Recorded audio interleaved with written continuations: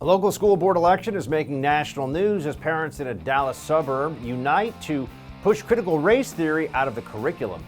Could this be the beginning of a backlash against wokeness in our schools? Friends, it's time for Hold the Line.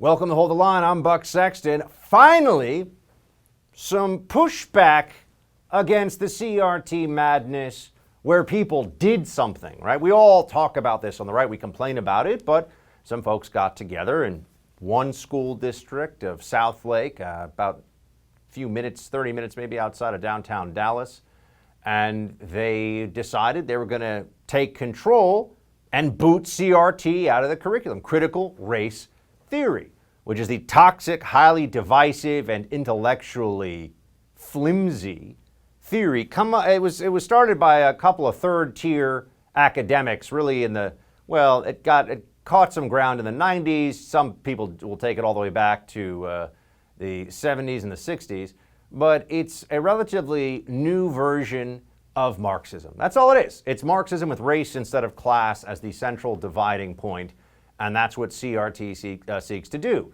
Turn people against each other and say that some races have some things, other races have other things within the system, right? That there's a systemic racism that is influencing the way that people's lives are going. And it's all based on a racism that they won't tell us where exactly or who's guilty of it, but the system is guilty of it.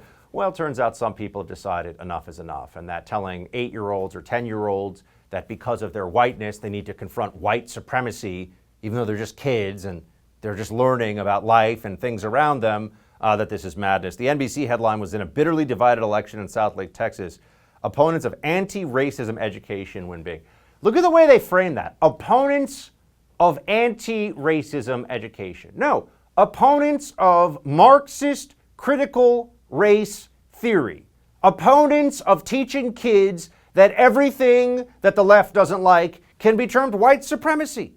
That America is a bad country with an evil history because of slavery and segregation, and we've done nothing, it seems, according to the left, to get past it, make up for it. There's nothing to celebrate in America. There's only division and anger and separation. Well, that's not the country that you or I live in, and it's certainly not the view that we would want taught to children in schools. This is the greatest, freest country in the world. It's not perfect. It does have moral stains on its history, like the legacy of slavery. That was also some period of time ago. But critical race theory is seeking for a Marxist redistribution of power, really, based upon whatever it decides is fair with this construct of a race-first society. The first distinction that must be made, according to critical race theorists, is what is your race? That determines what you're allowed to say, who should get what jobs, who should have to pay what kind of taxes or even pay reparations. This is madness, and some people are finally saying it. Mitch McConnell, not exactly a right-wing firebrand, but he spoke up on this issue. Here's what he said. Mitch McConnell said, "Families did not ask for this divisive nonsense. Voters did not vote for it. Americans never decided our children should be taught that our country is inherently evil." Now, you see, this is really an issue of focus. It's almost like an issue of editorial emphasis. Yes, children should be taught in schools about slavery, the evils of slavery. They should be taught about segregation and Jim Crow. But that shouldn't be the entire lens through which they see all of America today, which is what critical race theory does. That's the whole point.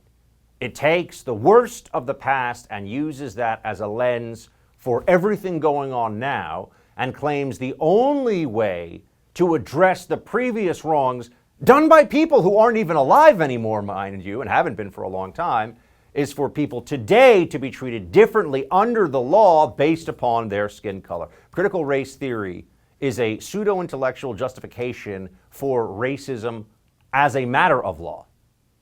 Should we be teaching kids that in school? I don't think so. But they want to teach it to kids in school. You know, the 1619 Project, which real historians have come out and said it's got a lot of big problems in it. meaning inaccuracies, not even just the editorial focus or anything like that, or the analysis. The actual factual errors in the 1619 Project are remarkable, but they're trying to pass a political narrative. It's not really about teaching the truth of our past. Well, Nikole Hannah-Jones, the primary author of the 1619 Project, the New York Times, which is supposed to be taught to your children in school. This woke madness is being institutionalized in education all across the country. Here's how she describes the effort to push back against the teaching of the 1619 Project. This is fundamentally a free speech issue. If you look at the rhetoric of Senator McConnell and of state legislators all across the country that are trying to get bills passed to prohibit the teaching of the 1619 Project, it's not about the facts of history. It's about trying to prohibit the teaching of ideas that they don't like. So I've been a little appalled by the silence of free speech advocates as these attempts to ban ideas from being taught in schools are being introduced all across the country. Oh, no. Sorry, leftists like Nikole Hannah-Jones. This is about what we elevate.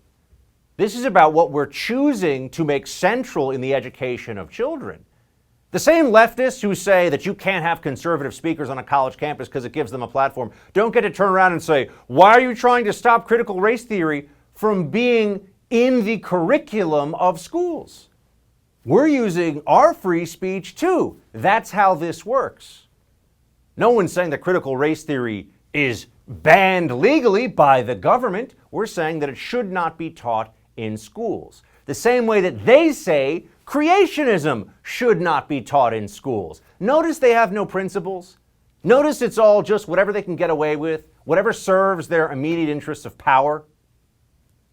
Other people are starting to figure this out, more and more Americans, and it could cost the left at the ballot box too. James Carville, still kicking around, spouting off about things. Here's what he says about the wokeness revolution that America is being dragged through right now. Is it possible that the votes that you lose because of the wokeness conversation are more than offset by those who are enthused by this kind of dialogue? No. And most of the people that are enthused by this kind of dialogue live in Boston or Manhattan or Washington. By the way, we're going to carry D.C. and New York and Massachusetts. We're not going to win an election in a faculty lounge. That's just idiotic. And yet the faculty lounge seems to be running the Democratic Party. The most radical ideas of the left from 20, 30 years ago are not only mainstream on campuses and in corporations, and at the very height of the Democrat Party to include the handlers around Joe Biden who actually make all the decisions for him. But now, as we see, they want to make sure that your kids are brainwashed with this garbage. But some people are saying enough. Conservatives can't just sit back and allow things to happen anymore. Get active or lose. That's where we are.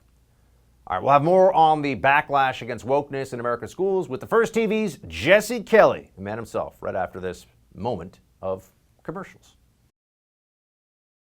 Have you ever wanted to invest in real estate, but you didn't have the time to do it on your own? I felt exactly the same way as you until about a year ago. I've always loved the idea of real estate investment, but how was I going to start investing in real estate without making some big rookie mistakes and, well, making sure that I do all the other stuff I've got going on, right? I'm busy, you're busy. Well, guess what? Then I met my friends at Done For You Real Estate. They took all of the guesswork out of it for me. They found me an awesome property. They rented it out for me right away. They got a tenant in the week that I actually took possession of the house. They manage the tenant for me now, and I get a check every month like clockwork. Every month. Don't wait another second to see if my buddies at Done For You Real Estate can do for you what they did for me. That means picking the city, the house, setting you up with the right loan, setting you up with the management team, all of it. Go to doneforyoubuck.com to see how this works. Again, that's doneforyoubuck.com today to begin your real estate investment journey. Conservative families in Southlake, Texas have successfully pushed back against critical race theory in their schools, winning a landslide victory in their local school board elections. But is it enough to simply hold the neo-Marxists at bay, or do conservative Americans need to be more proactive in influencing what is taught in our schools? Joining me now to help answer that question, we have the host of I'm Right here on the First TV, Mr. Jesse Kelly. Good to see you, buddy. What's going on? Good to see you. I apologize to all the great listeners of Hold the Line for my camera shot today. We're having some technical difficulties, so you get the great me from my iPhone that's looking up my nose. I'm sorry. It's good. Now people think you're actually 9 feet tall instead of 7, so that's the good news. But just we have a victory to celebrate here in a small scale, right? But Texas, 70-30, the school board of Southlake, which is a pretty nice suburb from what I understand, pretty upscale.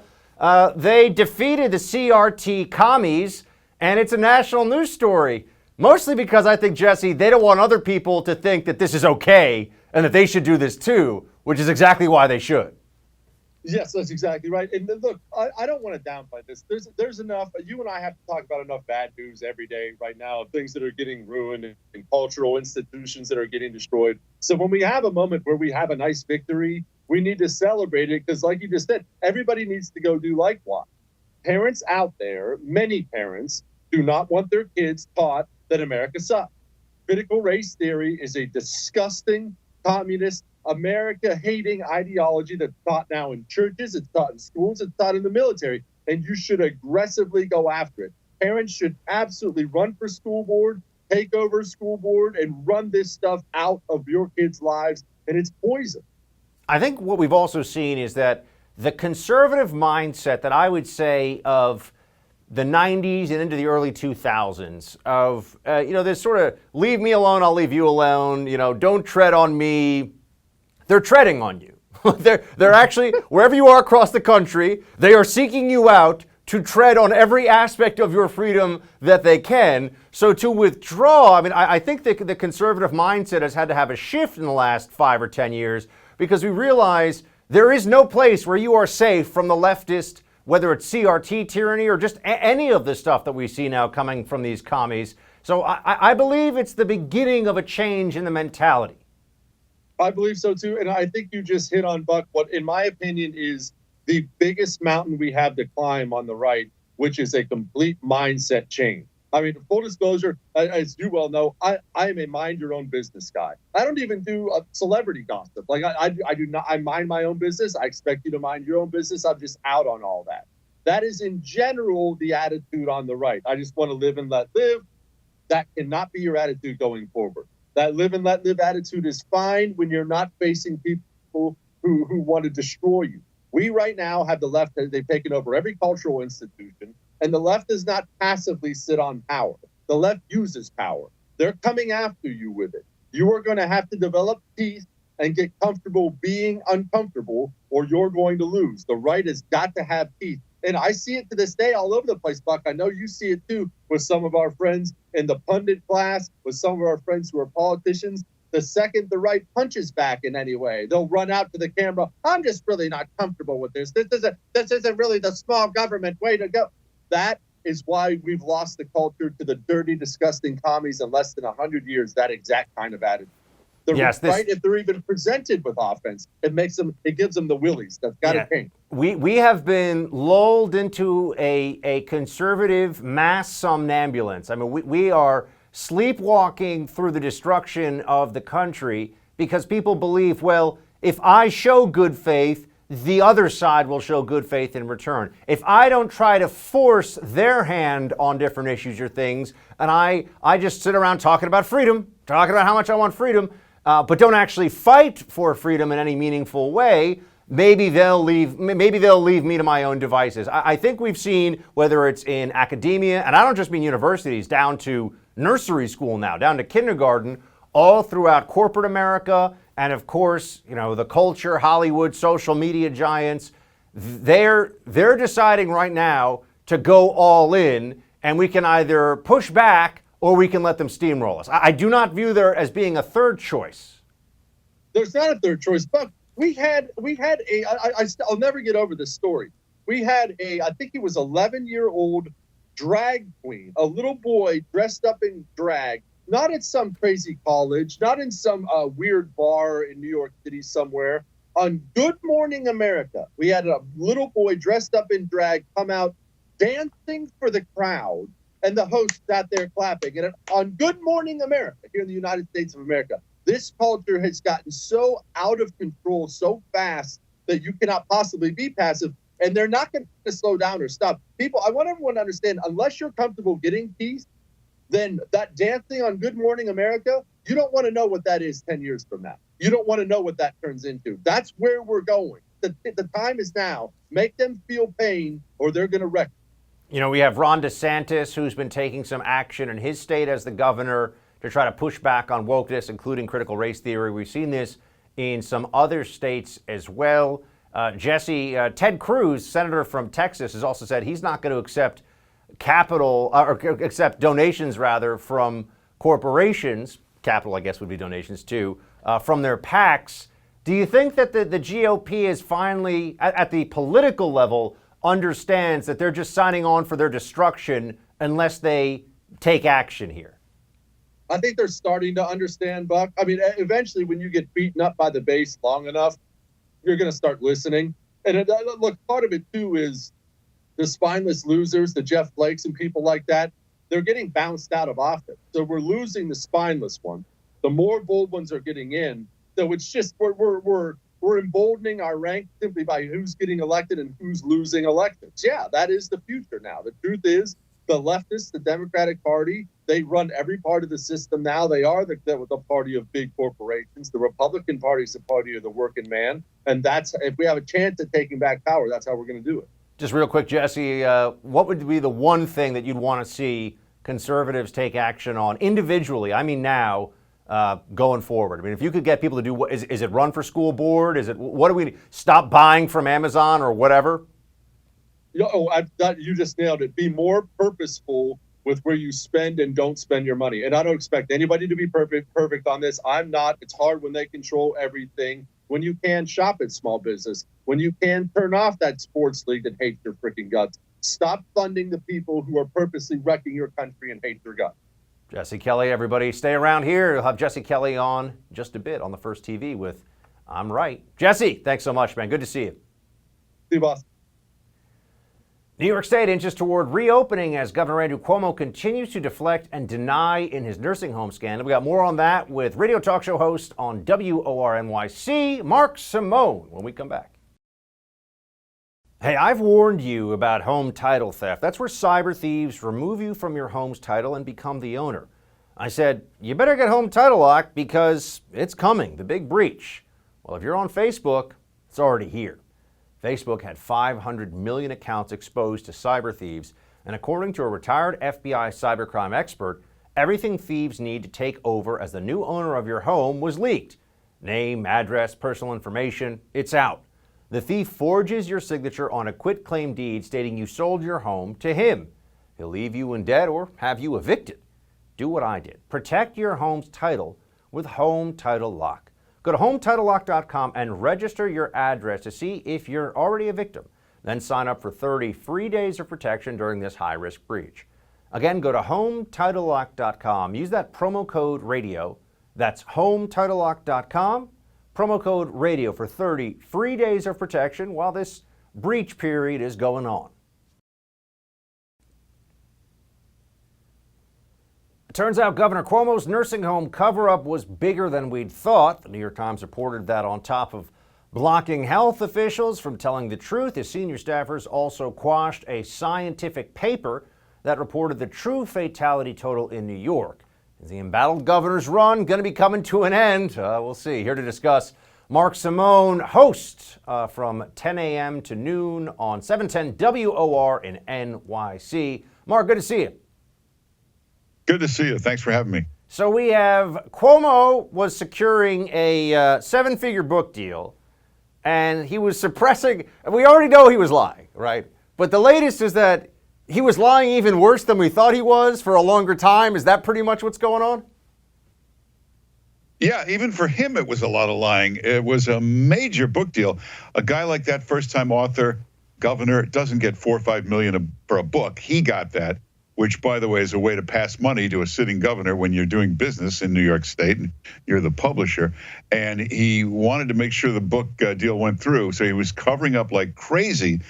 that 15,000 people were dead in the nursing homes. By fudging all the numbers, saying it was a hospital death, not a nursing home death, he somehow got it down to 5,000 or 6,000. He's now blaming the whole thing on Donald Trump. In today's news conference, he said it was a Trump investigation, the Trump Justice Department, Trump was after him. And of course, that's not the case. It was the thousands of families who were just shattered by this, who started this clamor for this investigation. I know Democrats in New York, your home state and mine, are willing to believe a lot, especially as they walk around in Central Park with 2 masks on outside still and everything else. Like we know that there's a lot that they will abide by because their side tells them to. But I mean, blaming Trump isn't the AG, Letitia James of New York State, looking into this? I mean, aren't these now just facts when we're talking about the suppression of the truth? I mean, are Cuomo's lies just becoming pathetic in that they don't work, or is he still managing, are his numbers still looking pretty good among Democrats? No, his numbers are bad, and he will be caught in the federal investigation, U.S. Attorney's Office, Letitia James. They'll prove he covered it up. They'll prove he obstructed. There's no question about it. He's doing a George Costanza. Remember the Seinfeld episode where George had to teach the secret of lying, and he said, if you believe it, it's not a lie. So Cuomo, in some psychotic kind of way, has convinced himself that everything he's saying is true, and he says it with such ferocity and passion that it looks believable, even though there's no chance on earth he's telling the truth in this. It's pretty amazing. There's some Machiavellian stuff he does. I know recently he called for a press conference, where was it, out in Buffalo or something? But yeah. Nobody had any notice of this. So instead of having the Albany press corps, who are all Democrats, but at least they do this for a job, you had like the local, Buffalo Times Tribune political reporter showing up who just gets manhandled by him. So, I mean, his ruthlessness, he does act a bit like an amoral Italian, prince in the 16th century. We have to give him credit for that, at least. Well, they always used to call him Emperor Cuomo, King Cuomo. He just dictates all this stuff. Today's briefing, he put up this thing. He said the 3 things you judge New York by. This is what New York has to have: be clean, be safe, and economically competitive.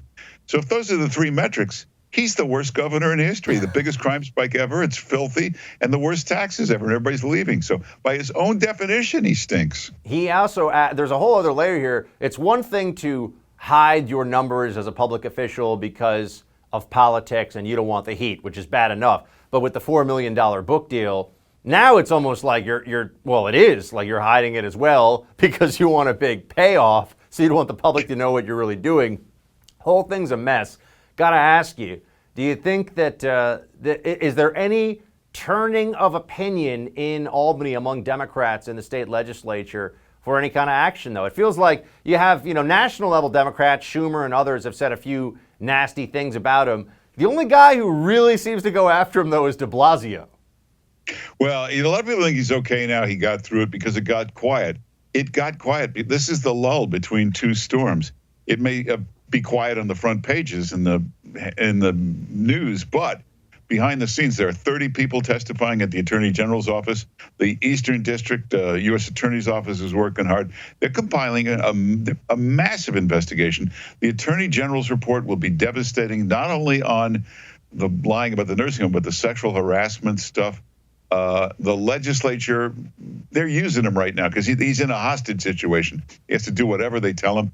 A week or 2 ago, they took away his emergency powers, overruled him on things. He sat there quietly, but no, it's the lull between the 2 storms. The next one will be huge and probably take him out.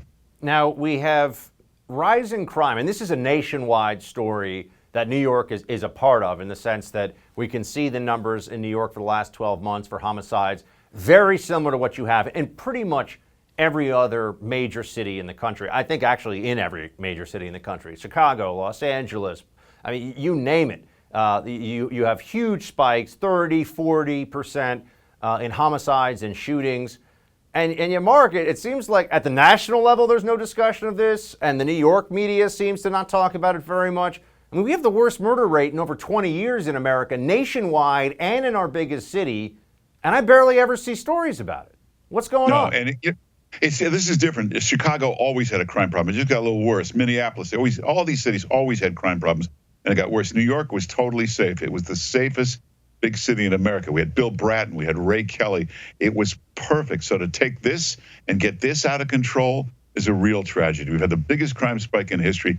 We had dozens and dozens of shootings in the last couple weeks. We've never had this. It's been years, decades since we've done this. So, you know, I mean, if you were bin Laden and you were looking to destroy New York, all you had to do is find Cuomo and de Blasio. I got a theory I want to pose to you, and that is that I think that one of the reasons the media doesn't cover it, obviously Biden, Democrat, they're covering from in that regard, but one of the reasons why you don't hear more about this is they're also trying to figure out a narrative where it's not in any way tied to the BLM riots and everything we saw last summer. Because if anyone looks at a chart, they'll see that right around May, June of 2020 was when things really took off. I mean, you have a lot of cities where you had a 50, 60, 70% increase in murders starting right around then. And it keeps going. Philadelphia, Mark, our neighbor down to the south, they're on track already this year to have the most murders in the history of the city.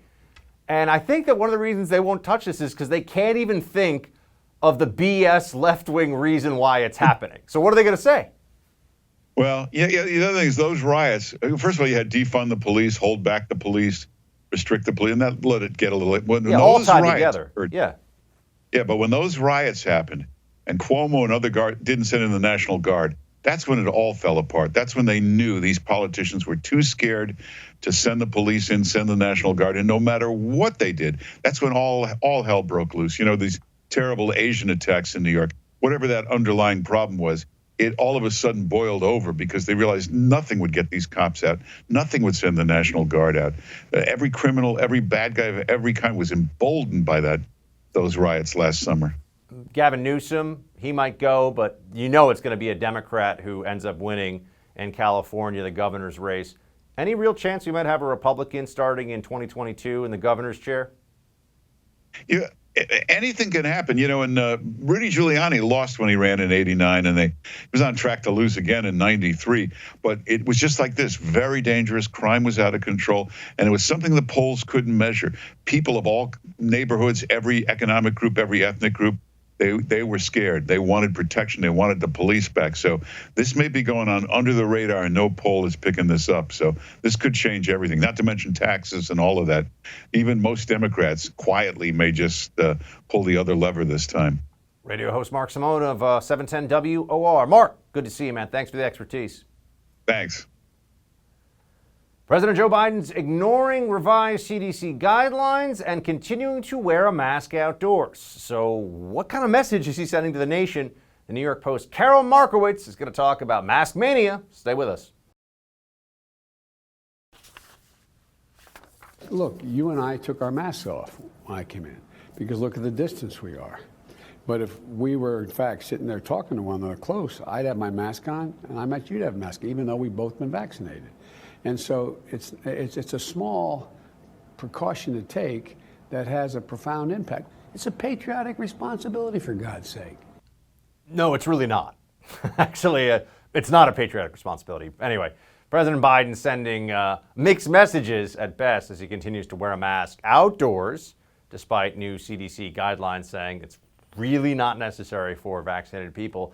When is the madness going to end? And also, when are they going to stop doing this to kids, which I want to get into. Here to weigh in, New York Post columnist Karol Markowicz. Karol, good to see you. Hello. Thanks for having me. Let's start with Biden. Yeah. I think it's very clear to everybody at this point that now that we had to sit through a year and change of finger wagging over, it's what the CDC says, shut up and do what the CDC says. And now it's, well, no, we just want to be safer even than what the CDC says. Oh. Right. Yeah, and you know, what does the CDC say? They change their mind constantly. I mentioned in my column today that on a Friday, they said that pregnant women should get vaccinated. And then on Monday, they walked that back to pregnant women could get vaccinated. I mean, if I'm a pregnant woman who got vaccinated over that weekend, I'm like, what just happened? Should I have got vaccinated or not? So the CDC guidance should be treated as, you know, bad advice at best, but I think they should be completely ignored at this point. They have been a politicized, completely inept organization for the past, year plus. I think also it's important for everyone to understand that what they've been referring to as the science is actually a bunch of people who work for the government in public health, which is generally not where the top science geniuses go. I'm just going to put that out there. And they sit in a room and they look at data sets, different, sometimes models, which can be crap, or just, they'll look at some numbers on one thing, some numbers on another thing, and then they say, this is what we think is reasonable. Somehow that has been translated into the science. Right. And again, going back to like things that CDC has reversed itself on, at one point, CDC head Walensky said that schools should be in session. Then the Biden administration forced her to sit down with the teachers unions and Randy Weingarten, and she came out of it saying, well, maybe schools shouldn't be in session. So here's where we are. Oh, also the White House threw her under the bus for that original statement, saying she was talking in her personal capacity. I remember that. Yeah. Best line ever. But so, do you believe the CDC? Well, like which CDC, which day? I don't know. Right, and it's all treated though like the equivalent of health policy maker ex cathedra, right? For those of us who are Catholics, like this is infallible. It may change tomorrow, and as you point out, it does, but it cannot be talked about. It cannot be challenged. I would say to everybody, the children masking thing is where, for a lot of folks now, the rubber really meets the road. I know you're writing about this, that people think that their 2- and 3-year-olds outside should be masked while they're engaged in, well, any activity, but generally, the play activities, running around, doing things. Yeah. I mean, I'm sorry. I think this is like a form of child abuse. And I know that people get mad when I say that, but I do. Yeah, it's horrible. And none of these people would ever have to do it themselves, right? So back to CDC guidelines, they last week came out and said that both vaccinated and unvaccinated people don't need to wear a mask outside. Then they released guidance for camps and said camp counselors do need to wear a mask, as well as campers. So even if the counselor's vaccinated, so which is it, and it's terrible because none of the CDC people making these guidelines seem to even be aware of what happens at a day camp. Maybe they've never even heard of it or seen it on TV, but they would never be able to do wearing a mask all day through a day camp day. It's crazy. You have the White House, when asked about why, taking it to the far other end of the age spectrum, Joe Biden, why Biden is still wearing masks all the time. This is what they say. We do take some extra precautions for him because he is the president of the United States. But I would say that people should follow the CDC guidelines and they should take advantage of getting the vaccine, getting fully vaccinated, and taking that mask off. Yeah, it's a carnival of mixed messages from that White House. It's just been completely, one day he says one thing, another day he says another thing. One day he walked out with a mask on, took it off, and he was asked why he did that. And he said, so everybody could watch him put it back on when he gets indoors. If you're vaccinated, it's over. The pandemic is over for you. So if the White House had said that, I feel like more people would want to be vaccinated. What they're doing right now, get vaccinated and have nothing change in your lives whatsoever. I don't think that's really motivation for a lot of people. A year ago as well, if anyone had said we would have vaccines with up to 95% efficacy and we would still have all the mitigation measures in place, the people that said that was the mentality would be shouted down. Oh, you're being that's not true. They won't, just like when I used to say they're going to tell you double masking, and all I got was hate from liberals. No one's ever going to say it's double masking. Why are you so stupid? None of them wrote to me afterwards when Fauci mysteriously discovered the new data on double masking to say, wow, how'd you see this coming? But that I guess that's to be expected. But here's Biden in December on schools. I want to ask you about that as well. It should be a national priority to get our kids back into school and keep them in school. If states and cities put strong public health measures in place that we all follow, then my team will work to see that a majority of our schools can be open by the end of my first 100 days. Are all schools going to be open in person, full-time in America this fall, Karol? No, they're not. They're not. And as I've been saying for months and months and months now. If your school is not open today or even a month ago, then there's a very good chance that they don't open in September. I don't see what changes between now and then.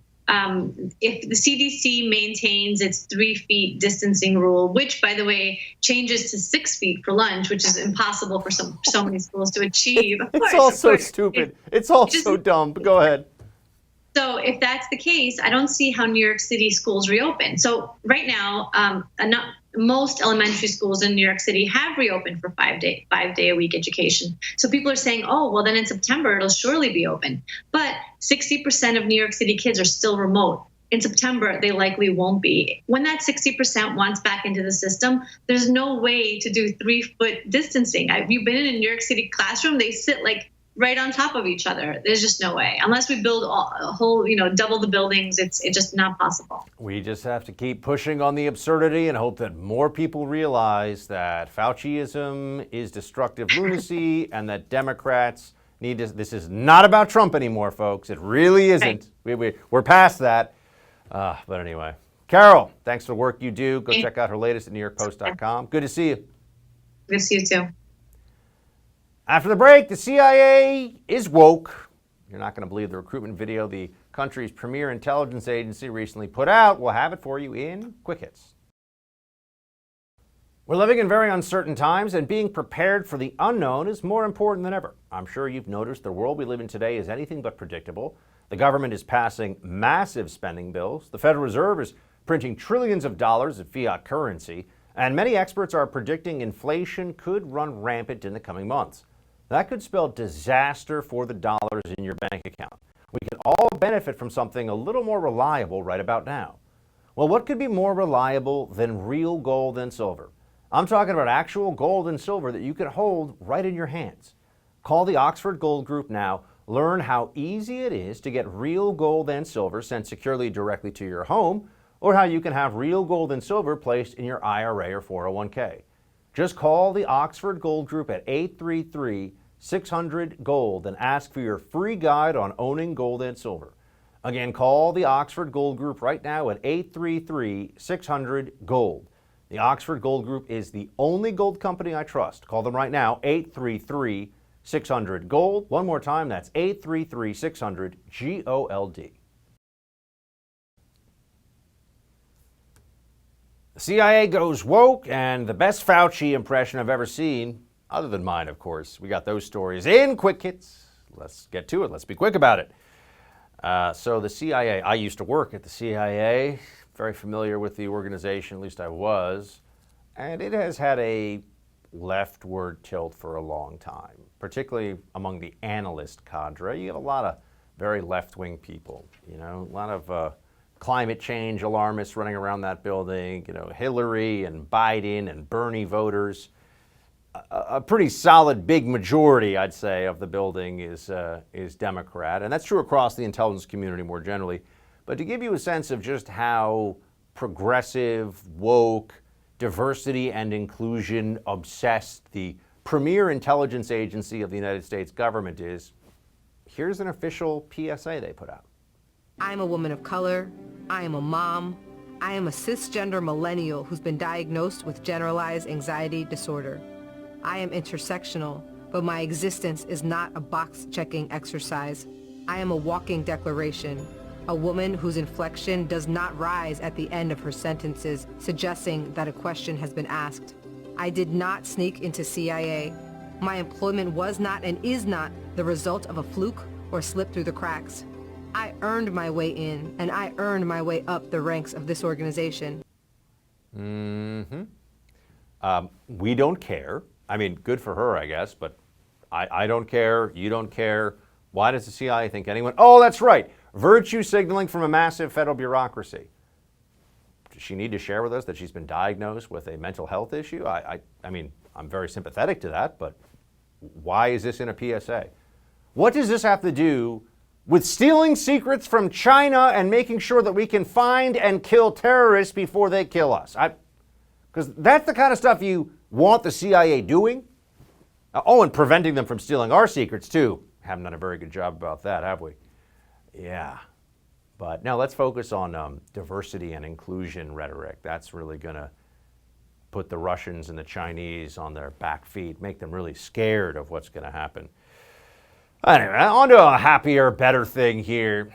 As you know, I have a Fauci impression because he's from New York. He actually went to my high school, and, you know, he talks about mitigation, and he talks about the numbers. N-U-M-B-U-H. Number. He's a Brooklyn guy, went to Regis, went to my high school. So he's a New York guy. So I understand the accent a little. He's got the gravelly tone. You know, and when you look at the data, you get it, right? There's somebody out there who also has a pretty damn good Fauci. And I respect his game. Tyler Fish, a comedian on TikTok. Enjoy. I'd say even if you live alone, I would wear a mask in the house, especially in the shower, because frankly, droplets can make the way through the drain and come up through somebody else's toilet, infecting them with COVID through the anus. Ballpark, in 2 to 5 to 20 years, we can start thinking about considering the idea of pondering, the thought of conceptualizing the possibility of maybe, perhaps, reopening, but probably not. I would avoid having any fun whatsoever in the near to far future.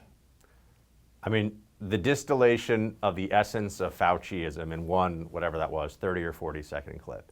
All you have to do is watch that guy. I know he's a comedian. He's probably left-wing. Who cares? That one clip is Dr. Fauci in a nutshell. And what we've all been forced to sit through, all the stupidity we've been forced to just say, oh, sure, that's fine, that's great, for such a long time. Finally, someone else out there gets it that Fauci has been a huge failure in all of this and has been an enormous problem for people. And I don't know, the guy should have been fired 2 months into the pandemic. Biden, supposed to be a moderate. And you'd think that one of the most important parts of being a so-called moderate, he's not a moderate at all, it's a left-wing administration, as you know, but you'd think that one of the more important parts of this would be not using the law enforcement of the federal government, not using the Department of Justice as a political weapon. You know, you don't send men with guns into somebody's home to send a message about how you don't like who they voted for, or you don't like where they were protesting. But this administration does that. Just let's deal with facts. You have a couple in Alaska who had 7 armed FBI agents break into their home, kick in their door, saying, "You, madam," for 3 hours they interrogated them. "You were in the Capitol." Turns out, no, she wasn't. They have a photo of a woman who doesn't really look like her, but they thought looked enough like her that they went to go get her anyway. And this is going to happen a lot more because the administration's leaning into this Stasi-like surveillance state. Here you go. The Biden administration is considering using outside firms to track extremist chatter by Americans online, an effort that would expand the government's ability to gather intel, but could draw criticism over surveillance of citizens. Yes. Notice they have a big photo there of the Capitol Hill riot on January 6th, because that's the biggest, the most serious threat that we have to deal with in this country right now is a bunch of people having a riot where they run into the Capitol building one time, they broke the law, it was bad, but they weren't overthrowing the government, they didn't kill any cops, that was all a lie. So yeah, here we are. Get ready for it. They're now going to start having private firms. Don't they already have that? I think they're called Google, Facebook, and Twitter. They'll do the bidding of the Democrats. And they do the bidding of the Democrats with the suppression that they have going on day in and day out. One other thing that was interesting that came up over the weekend, Caitlyn Jenner is running for governor of California. Sports hero, now kind of media icon of sorts, celebrity, I should say, celebrity. Here Caitlyn Jenner comes out talking about biological boys and girls sports, and as a transgender individual, Caitlyn Jenner not taking the preferred left-wing line. This is a question of fairness. That's why I oppose biological boys who are trans competing in girls' sports in school. It just isn't fair. And we have to protect girls' sports in our school. But it just isn't fair. Correct. Some sanity from Caitlyn Jenner. Maybe Caitlyn will make quite a run for the governorship after all. That's it for tonight's Hold the Line. The No Spin News with Bill O'Reilly up next. Shields high.